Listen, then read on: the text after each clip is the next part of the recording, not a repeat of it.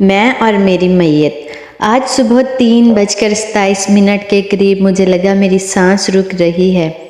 میں اپنی آنکھوں سے اپنی موت کو سامنے دیکھ رہا تھا اور سانس لینے کی کوشش میں ادھموا ہوا جا رہا تھا کہ اچانک ہی ان سانسوں نے ساتھ چھوڑ دیا اور مجھے ایسا لگ رہا تھا جیسے سب ختم ہو گیا ہے۔ میری روح میرے جسم کا ساتھ چھوڑ چکی تھی۔ میں ایک لاش کی مانند ہو چکا تھا، پر میں سمجھ نہیں پا رہا تھا میرے ساتھ کیا ہو رہا ہے۔ بس چپ چاپ اپنے ساتھ ہوتے اس موت کے تماشے کو دیکھ رہا تھا جو تقریباً 5 بجے تک مجھے اسی کشمکش میں رکھے ہوئے تھا کہ میں زندہ ہوں یا مردہ۔ صبح فجر کی اذان سنائی دی تو دل میں ایک مدھم سی خواہش پیدا ہوئی کہ نماز پڑھی جائے، لیکن خواہش حسرت کا روپ دھار چکی تھی، کیونکہ خواہش تو زندہ لوگوں کی پوری ہوتی ہے۔ مردہ انسان کیسی خواہش کرتے ہیں؟ وہ تو حسرت بن کر اس کی قبر میں دفن ہو جاتی ہے۔ اسی لیے بس اب انتظار تھا تو اس بات کا کہ اب میری آخری رسومات کب ہوں گی۔ میں خود کو آخری رسومات کے لیے تیار کر رہا تھا کہ ایسے میری تدفین ہوگی، اور ایک سوچ کہ میرا جانا میرے گھر والوں، دوستوں، رشتہ داروں پہ کیسا اثر چھوڑے گا مجھے پریشان کر گیا۔ پر اب مجھے بس چپ چاپ لیٹ کر اپنی موت کا تماشا دیکھنا تھا۔ لیکن تماشا ابھی شروع کب ہوا؟ ابھی تو صبح 8 بجے کا وقت تھا اور تماشا شروع ہونے میں ابھی وقت تھا، اور اس دوران عجیب وسوسے اور گمان میرے دل میں جگہ گھیر رہے تھے، اور زندہ ہونے کی خواہش ابھی بھی دل میں کہیں باقی تھی۔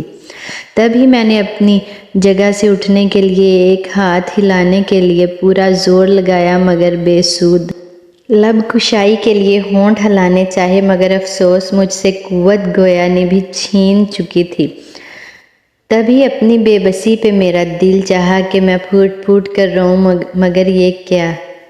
رو تو زندہ لوگ رہے تھے، وہ بھی میرے ارد گرد کھڑے، میرے ماں باپ، بہن بھائی، عزیز و اقارب، اور شاید میرے مرنے کی خبر سب کو مل چکی تھی۔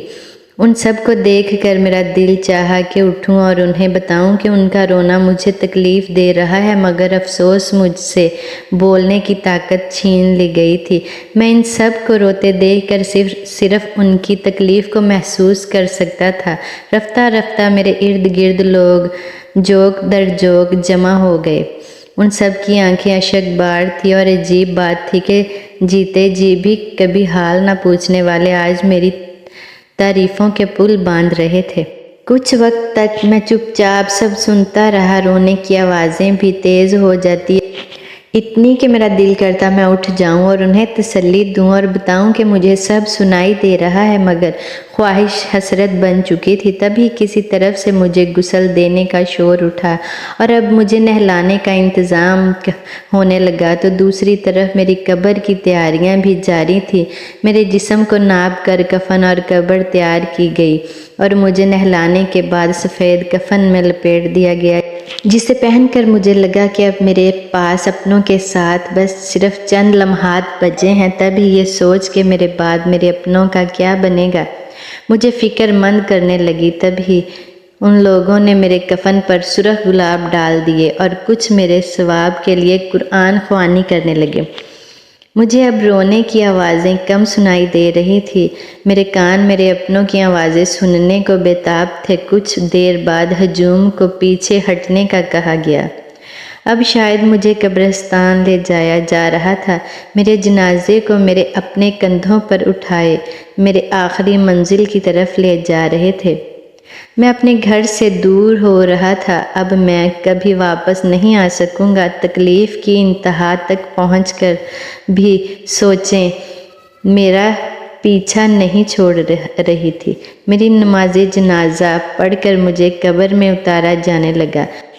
میں نے حسرت سے آخری بار سب کو دیکھا، اور ساتھ اس دنیا کو بھی دیکھا جس کی خاطر میں نے اپنے شب و روز تباہ کیے، جن کی خاطر آخرت کو بھلا رہا، اور وہی دنیا اور وہ لوگ مجھے آج سپرد خاک کر رہے تھے۔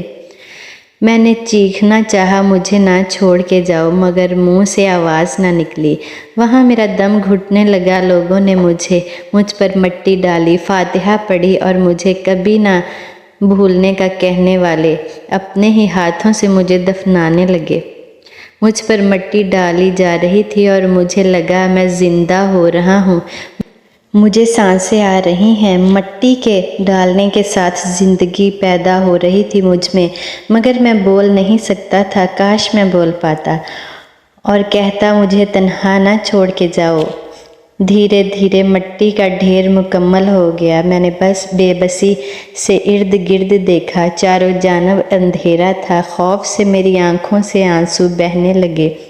اب شاید یہی انجام تھا میرا، جو میں اس بے وقت سی دنیا میں آ کر بھول چکا تھا۔